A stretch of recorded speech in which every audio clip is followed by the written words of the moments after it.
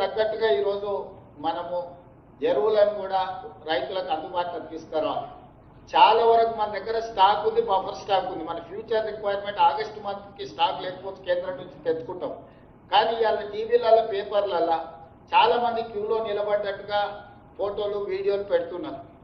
ప్రజలని ఎరువులు దొరకడం లేదని ఒక ఆర్టిఫిషియల్ షార్టేజ్ క్రియేట్ చేసి లేదా ప్రజల్ని సోషల్ మీడియాలో భయపెట్టి ఎరువులు అయిపోతున్నాయి, ఎరువులు దొరకడం లేదని జనాలు ముందస్తుగానే షాప్ 10 గంటలకు తెరిస్తే 7 గంటలకి వచ్చి జనాలు నిల్చునే పరిస్థితి కల్పిస్తున్నారు.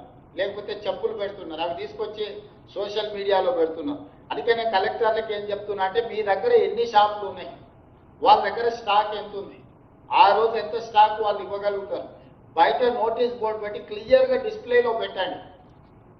మీరు స్టాక్ ఎంత ఉందో ఆ స్టాక్ వాళ్ళతో పెట్టించండి. బయట ఖచ్చితంగా వాళ్ళు స్టాక్ ఎంత ఉంది, ఎంత అవైలబుల్ ఉంది, ఎవరు ఏం పరిస్థితి ఉన్నది, ఏమి ఇస్తారనేది ఈ ఎరువుల డీలర్లతో ఖచ్చితంగా బయట పెట్టించండి.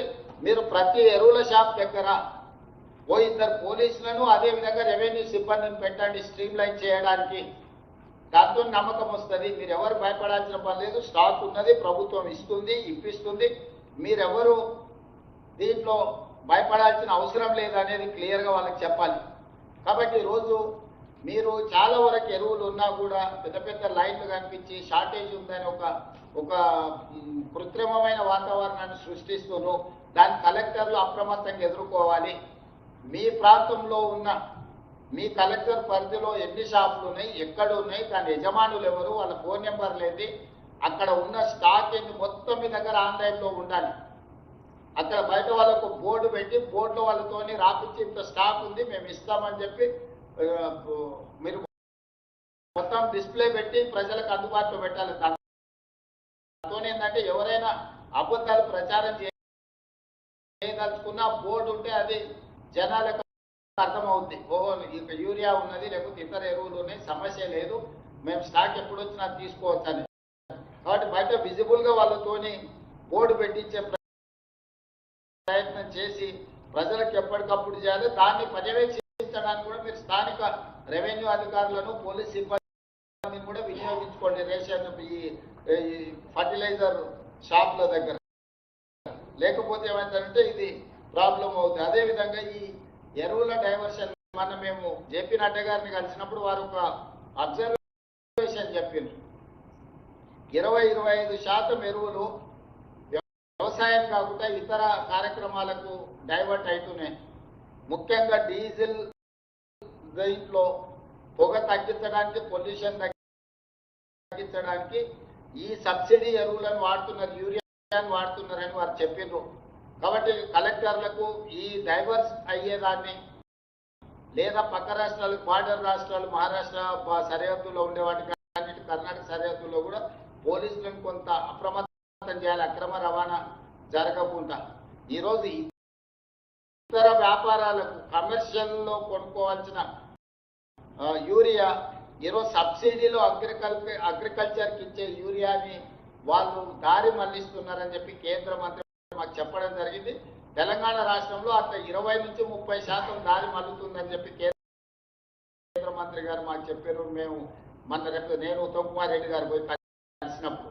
సో ఈ సందర్భంగా ఇప్పటివరకు నేను అది నోటీస్ చేయలేదు, అధికారులు కూడా నోటీస్ చేసినో లేదో నాకు తెలియదు. నేను క్లియర్గా కేటగారికల్ ఇన్స్ట్రక్షన్స్ ఇస్తున్న కలెక్టర్లకి తక్షణమే వ్యవసాయాన్ని కాకుండా ఇతర వ్యాపార అవసరాలకు యూరియా ఎవరు దారి మళ్లించినా కఠినంగా వ్యవహరించండి, క్రిమినల్ కేసులు పెట్టండి.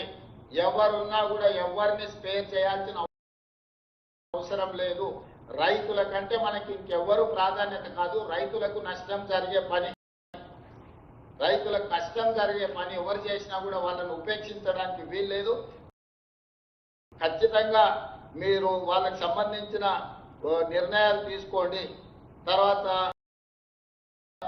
ఈ యూనిట్లపై అంటే ఈ యాడ్ బ్లూ అండ్ డిఎఫ్ తయారీ యూనిట్లపై కూడా కఠినమైన అదే దీంట్లో ఒక నిఘా పెట్టి వీళ్ళ మీద కూడా చర్యలు తీసుకోవాలనేది కేంద్ర ప్రభుత్వం నుంచి మనకు ఆదేశాలు ఉన్నాయి. టోల్ ఫ్రీ నెంబర్ కూడా ఉన్నాయి. టోల్ ఫ్రీ నెంబర్ను కూడా ఫిర్యాదుల కోసం ఇట్లాంటివి వస్తుంది కదా, దాని కలెక్టర్లు అందరూ షాప్ల ముందర డిస్ప్లేలో రాపించి పెట్టండి. ముఖ్యంగా బస్ స్టాండ్లలో అక్కడక్కడ కూడా అవసరమైతే ఈ ఎరువులకు సంబంధించి ఏదైనా ఉంటే ఏదైనా ఫిర్యాదు ఉంటే చేయడానికి టోల్ ఫ్రీ నెంబర్ని పబ్లిక్ ప్లేస్లలో కూడా మీరు దాన్ని కనిపించేటట్టుగా పెడితే దాంతో మనకు ఏదైనా కంప్లైంట్ వస్తే ఇమ్మీడియట్గా అడ్రస్ చేయడానికి ఉంటుంది. చివరగా రేషన్ కార్డు అత్యంత ప్రతిష్టాత్మకంగా మనం కార్యాచరణ తీసుకున్నాం. మన తుంగతుర్తిలో పెద్ద ఎత్తున మనం ప్రారంభోత్సవం చేసుకున్నాం. దాదాపుగా ఇప్పటికీ రేషన్ కార్డులకు సంబంధించి మనం చాలా కార్యక్రమాలు తీసుకున్నది రొటీన్గా జరిగిపోతుంది. ఈ రొటీన్గా జరిగే దాంట్లో 7 లక్షల పైన మనం కొత్త రేషన్ కార్డులను యాడ్ చేసి 31 లక్షల మంది దీంట్లో యాడ్ అయినరు. దాదాపు ఇప్పుడు రాష్ట్రంలో 96,95,000 రేషన్ కార్డులు ఉన్నాయి. దాదాపుగా 3,10,00,000 మంది రోజు రేషన్ ఉపయోగించుకుంటున్నారు. ఇంతకుముందు రేషన్ కార్డు కానీ రేషన్ షాపులు కానీ డిమాండ్ లేదు.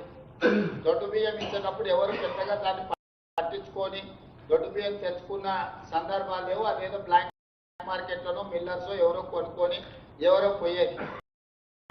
ఇప్పుడు ప్రభుత్వం పౌర సరఫరాల శాఖ ప్రజలకందరికీ సన్న బియ్యం ఇవ్వాలని డిసైడ్ చేయడంతో ప్రతి వాడు ఖచ్చితంగా సన్న బియ్యం తీసుకుంటున్నాడు.